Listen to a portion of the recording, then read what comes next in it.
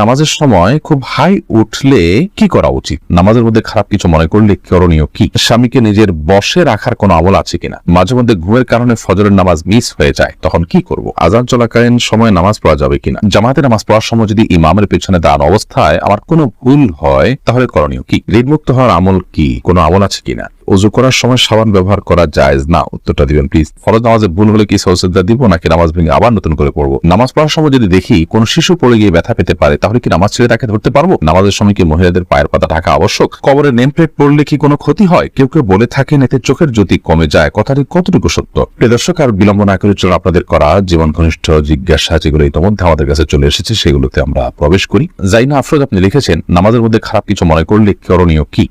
নামাজের মধ্যে খারাপ কিছু যদি কারোর মনে পড়ে তাহলে সেক্ষেত্রে সাথে সাথে মনটাকে ফেরত নিয়ে আসবেন, এটাই মূল করণীয়, এবং ইনশাআল্লাহর মাধ্যমে আল্লাহ তাআলা মাফ করবেন। সাব্বির খান আপনি লিখেছেন, মাঝে মধ্যে ঘুমের কারণে ফজরের নামাজ মিস হয়ে যায়, তখন কি করব? ঘুমের কারণে হঠাৎ কালে ভদ্রে মিস হয়ে যেতে পারে নামাজ, তাহলে সেক্ষেত্রে যখন ঘুম ভাঙবে তখন আপনি নামাজ পড়ে নেবেন, কিন্তু নিয়মিত যদি এরকম হয় তাহলে সেটা দোষণীয়। এরপর সোনিয়া আপনি লিখেছেন, আযান চলাকালীন সময় নামাজ পড়া যাবে কিনা? জি, আযান চলাকালীন সময় নামাজ পড়লে নামাজ হবে, কোনো অসুবিধা নেই। একদিকে আযান চলছে, অপরদিকে নামাজ পড়তে পারেন, তবে হ্যাঁ, আযান চলছে এই মুহূর্তে আপনি আযানের জবাব দিবেন, আযানের জবাব দিয়ে তারপর আপনি নামাজ পড়বেন, এটা উচিত। হ্যাঁ, আপনি আগে থেকে নামাজ শুরু করেছেন, এরপর আযান চালু হয়ে গেছে, কোনো অসুবিধা নেই, এতে আপনার কোনো গুনাহ হবে না।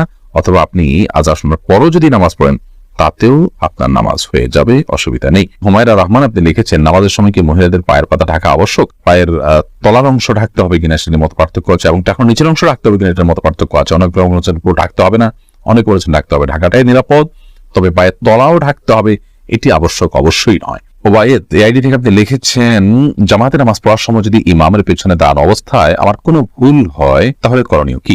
ইমামের পেছনে যদি আপনার ভুল হয়, দেখতে হবে ভুলটা কি ধরনের ভুল। যদি ফরজ তরক হয়ে থাকে তাহলে আপনার সেটি আবার আদায় করতে হবে, পুনরায় সেই নামাজ রাকাত আবার পড়তে হবে, কারণ হলো ফরজ তরক হলে সেটি রিকভার করার কোনো সুযোগ নেই। ধরুন আপনি রুকুই করলেন না, রাকাতটা চলে গেল, সিজদাই করলেন না, রাকাতটা মিস হয়ে গেল, তাহলে তো ফরজ তরক হয়ে গেল, যদি আপনার নামাজ হবে না, এটা আবার পড়তে হবে রাকাত। আর যদি ইমামের পেছনে কোনো ওয়াজিব আপনার ছুটে যায় তাহলে এই ক্ষেত্রে নরমালি সুজদা দেওয়ার কথা, কিন্তু ইমামের পেছনে থাকার কারণে আপনার সুজদা বর্তাবে না, বরং ইমামকে আপনি অনুসরণ করবেন, ফলো করবেন। আর যদি সুন্নাহ ছুটে যায় তাহলে তার সুজদার বিষয় নাই, নামাজ হয়ে যাবে। এমডি আব্দুর রহমান আপনি লিখেছেন, অনেকে বলে ওযু করার সময় সাবান ব্যবহার করা জায়েজ না? উত্তরটা দিবেন প্লিজ। না ভাই আব্দুর রহমান, এমন কোনো কথা নেই। ওযু করার সময় আপনার সাবান ব্যবহার করাতে কোনো অসুবিধা নেই, এটি নেহায়েতই মন গড়া কথাবার্তা। এসকে জুবাইর আপনি লিখেছেন, কবরে নেম প্লেট পড়লে কি কোনো ক্ষতি হয়? কেউ কেউ বলে থাকেন এতে চোখের জ্যোতি কমে যায়, কথাটি কতটুকু সত্য? ভাই জুবাইর, এটা একেবারেই অসত্য, একেবারেই অমূলক, একেবারেই আপনার ভিত্তিহীন এবং কুসংস্কারাচ্ছন্ন বিশ্বাস এবং উক্তি। কবরে নেম প্লেট পড়াতে কোনো অসুবিধা হয় না। অন্য যে কোনো কিছু পড়লে যেরকম তার সাথে আপনার যে কোনো সাধারণ কোনো জায়গাতে আপনি কোনো মানুষের নাম লেখা আছে, তার জন্ম মৃত্যুর সন তারিখ লেখা আছে, এরকম কোনো কিছু দেখলে সেখানে যেরকম কোনো অসুবিধা নেই, কবর নেম প্লেট পড়াতেও কোনো অসুবিধা নেই, এটা নেহায়েতই কুসংস্কার। মোহাম্মদ হোসেন আপনি লিখেছেন, ঋণমুক্ত হওয়ার আমল কি? কোনো আমল আছে কিনা? ঋণমুক্ত হওয়ার জন্য অনেকগুলো আমল, অনেকগুলো দোয়ার কথা আছে। এর মধ্যে থেকে একটি দোয়া খুব সহজ, সেটা হলো আল্লাহুম্মা কফিনি বিহালালিকা আন হারামিক ওয়া আগনিনি বিফদলিকা আম্মান সিওয়াক। আল্লাহ, আপনি আমাকে হারাম এর পরিবর্তে হালাল দিয়ে আমার জন্য আপনি যথেষ্ট হয়ে যান, হালাল যেন আমার জন্য যথেষ্ট হয়ে যায়, এবং আপনি ছাড়া অন্য কারোর উপর যেন আমাকে নির্ভর করতে না হয়, আপনি তার থেকে আমাকে অবকাপেক্ষী করে দিন। এই দোয়াটি ঋণমুক্ত হওয়ার জন্য আমরা পড়তে পারি। এছাড়া আল্লাহ তাআলার কাছে সাধারণভাবে দোয়া করতে পারি। বিভিন্ন দোয়া আছে, আল্লাহুম্মা ফারিজাল হাম, দীর্ঘ একটা দোয়া আছে। এই দোয়াগুলো আমরা ঋণমুক্তির জন্য আল্লাহর কাছে বিশেষভাবে পেশ করতে পারি। তাছাড়া আরেকটা দোয়া আছে, আল্লাহুম্মা ইন্নী আউযু বিকা মিনাল হাম্মি ওয়াল হাযান ওয়া আউযু বিকা মিনাল আজজি ওয়াল কাসাল ওয়া আউযু বিকা মিন গালাবাতিদ দাইনি ওয়া কাহরির রিজাল। এই দোয়ার শেষ অংশের অর্থ হলো ওয়া আউযু বিকা মিন গালাবাতিদ দাইন, আল্লাহ ঋণের প্রাবল্য, ঋণের প্রাধান্য, যেটার কারণে আমার ঋণের বোঝা আমি নুয়ে পড়ি, এটা থেকে আমি আপনার কাছে পানাহ চাই। ওয়া কাহরির রিজাল, এবং মানুষজন আমার উপরে চড়াও হয়, এরকম কোন পরিবেশ পরিস্থিতির মুখোমুখি হওয়া থেকে আমি আপনার পানাহ চাই। তো এই দোয়াটাও আমরা পড়তে পারি।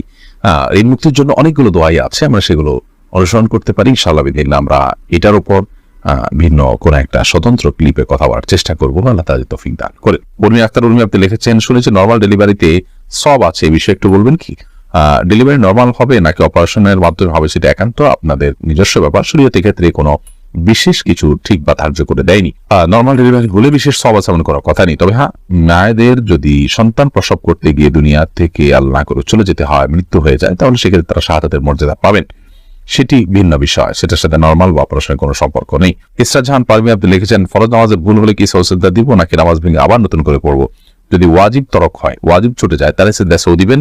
যদি ফরজ ছুটে যায় তাহলে ওই নামাজ আপনাকে আবার পড়তে হবে। আর যদি সুন্নাত ছুটে তাহলে তো কিছুই বিশেষ করার নেই। এই জন্য ফরজ কোনটা, ওয়াজিব কোনটা, সুন্নাত কোনটা সেটা আপনাকে জানতে হবে। এরপরে আয়েশা আমির আপনি লিখেছেন, স্বামীকে নিজের বশে রাখার কোনো আমল আছে কিনা? স্বামীকে বশে কেন রাখতে চাচ্ছেন?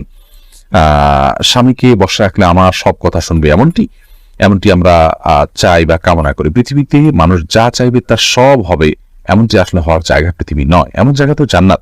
অতএব বসে রাখার জন্য আমল বলতে আমাদের সমাজে বিভিন্ন রকমের তাবিজ, কবজ, তদবির ইত্যাদির প্রচলন আমরা দেখে থাকি। এগুলো গর্হিত এবং কোন কোনটি শিরক এবং কুফরি পর্যায় পর্যন্ত নিয়ে যেতে পারে, বিধায় এগুলো কোনো অবস্থাতে করা উচিত নয়। স্বামীকে আপনি চান যে স্বামী কোনো আপনার প্রতি জুলুম অবিচার না করুক, আপনার হক ঠিকঠাক আদায় করুক, আপনাকে ভালোবাসুক, সেটা যদি আপনি চান তাহলে সেক্ষেত্রে আপনি নিজে ভালো হয়ে চলুন, তার ভালোবাসা অর্জন করার জন্য চেষ্টা করুন, নিজেকে একজন উত্তম স্ত্রী এবং আকর্ষণীয় করে তার সামনে উপস্থাপন করুন এবং তাকে ভালো মানুষ হওয়ার জন্য বিভিন্ন দিক থেকে হেল্প করুন, আল্লাহর কাছে দোয়া করুন। এগুলো আপনার কর্তব্য। এর বাইরে আপনার গতানুগতিক ভাবে আমাদের সমাজে অনেক বোনরা আছেন যে স্বামীকে বসে আনার জন্য বিভিন্ন কবিরাজের কাছে যান, তারা বিভিন্ন আপোষের তাবিজ টাবিজ দেয়। এগুলো গর্হিত কাজ এবং গুনাহের কাজ, কোনো কোনো ক্ষেত্রে ঈমান বিধ্বংসী কাজ হতে পারে এবং এর ফলশ্রুতিতে অনেক সময় ক্ষতির মুখোমুখি হয় মানুষ, বিধায় এগুলো করা উচিত নয়। মাসুম আহমেদ আপনি লিখেছেন, দেড়মোহর বেশি দিয়ে বিয়ে করেছি, আমার সবটুকু দেওয়ার মতো অবস্থানে এখন কি করতে পারি? স্ত্রীর কাছ থেকে বোঝাপড়া করে মাপ চেয়ে নিবেন অথবা দীর্ঘমেয়াদে সেটা আদায় করার জন্য কোনো একটা প্ল্যান করবেন যে কিছু কিছু করে দিয়ে যাতে করে আদায় হয়ে যায়, সে চেষ্টা আপনাকে করতে হবে। মাসুম আক্তার আপনি লিখেছেন, সজদা দিতে ভুলে গেলে করণীয় কি? যখন স্মরণ আসবে তখন দিয়ে দিবেন। আর যদি আপনি সালাত শেষ করে অন্যদিকে হাঁটাচলা করছেন তারপরে মনে হয়েছে, তাহলে সেক্ষেত্রে আপনি আবার সে নামাজ পড়বেন। শারমিন নাইম আপনি লিখেছেন, নামাজ পড়ার সময় যদি দেখি কোন শিশু পড়ে গিয়ে ব্যথা পেতে পারে তাহলে কি নামাজ ছেড়ে তাকে ধরতে পারবো? যদি দেখেন যে সে ক্ষতিগ্রস্ত হতে পারে, বড় ধরনের ক্ষতিগ্রস্ত, বিশেষ করে জীবন হুমকির মধ্যে পড়তে পারে, এরকম পরিস্থিতি হলে অবশ্যই নামাজ পড়ে আপনি তার জীবন রক্ষা করবেন। শিশু শুধু নয়, যে কোনো মানুষের ক্ষেত্রে প্রযোজ্য। ধরুন আপনি নামাজে দাঁড়িয়েছেন, একজন মানুষ পানিতে পড়ে গেছেন, তিনি সাঁতার জানেন না, তিনি ডুবে মৃত্যুর মুখে পতিত হতে পারেন, আপনি তাকে বাঁচানোর সুযোগ আছে, তাহলে আপনি নামাজ ছেড়ে দিয়ে তাকে বাঁচাতে হবে। এটার ব্যাপারে সমস্ত ফুকাহা কেরাম একমত। ঠিক একই ভাবে একটা শিশু, সে যদি কোনো বিপদের মুখে পড়তে যাচ্ছে, আপনি দেখতে পাচ্ছেন যে মৃত্যুর মুখে পতিত হতে পারে, বড় ধরনের বিপদ হতে পারে, আপনি নামাজ ত্যাগ করে তাকে ধরতে পারেন, কোনো অসুবিধা নেই। আর যদি হালকা পাতলা ব্যথা পেয়েছে, মনে হয় যে অন্য কেউ হয়তো ধরবে, হয়তো একটু কান্নাকাটি করে ঠিক হয়ে যাবে, তাহলে সেক্ষেত্রে আপনি নামাজ ছেড়ে তাকে ধরা উচিত নয়। এরপরে নওশিন আক্তার আপনি লিখেছেন, নামাজের সময় খুব হাই উঠলে কি করা উচিত? নামাজের সময় যদি অনেক বেশি হাই উঠে তাহলে আপনি যে কোনো সময় নামাজের বাইরে হাই উঠলে হাইটাকে বাধা দেওয়ার চেষ্টা করা উচিত, কারণ হাই তোলার মাধ্যমে আপনার শয়তান মানুষের ভেতরে প্রবেশ করার বিশেষভাবে সুযোগ লাভ করে থাকে এবং দুষ্টু জিনে আক্রান্ত মানুষগুলোকে দেখবেন যে খুব বেশি হাই তুলতে থাকে। আমি এরকম অনেক মানুষকে দেখেছি যারা দুষ্টু জিনের প্রভাবে প্রভাবিত, তাদের উপর দুষ্টু জিনের প্রভাব বেশি হওয়ার কারণে তারা এত বেশি হাই তোলেন যেটা স্বাভাবিক কোনো মানুষ হাই তোলে যে সেরকম কোনো বিষয় নয়। এই জন্য হাই তোলার এই সময়টাতে এই শয়তান মানুষের ভিতরে প্রবেশ করে, দুষ্টু জিন প্রবেশ করে, সেজন্য এটাকে হাত দিয়ে বাধা দেওয়া উচিত। মুখের কাছে হাত বা কোনো কিছু নিয়ে গেলে কিন্তু হাইটা বন্ধ হয়ে যায়। আমাদের মধ্যে সেই কাজটা আমরা করতে পারি। তবে নামাজের মধ্যে হাই তোলার পর এমনি বিশেষভাবে নামাজের মধ্যে হোক, নামাজের বাইরে হোক, কোন অবস্থাতেই বিশেষ কোনো দোয়া নেই। লা হাওলা ওয়ালা কুওয়াতা ইল্লা বিল্লাহ আমরা অনেকে পড়ি, এটা পড়তে হবে হাই তোলার পর, এরকম কোনো বাধ্যবাধকতা নেই, বরং আপনি হাত দিয়ে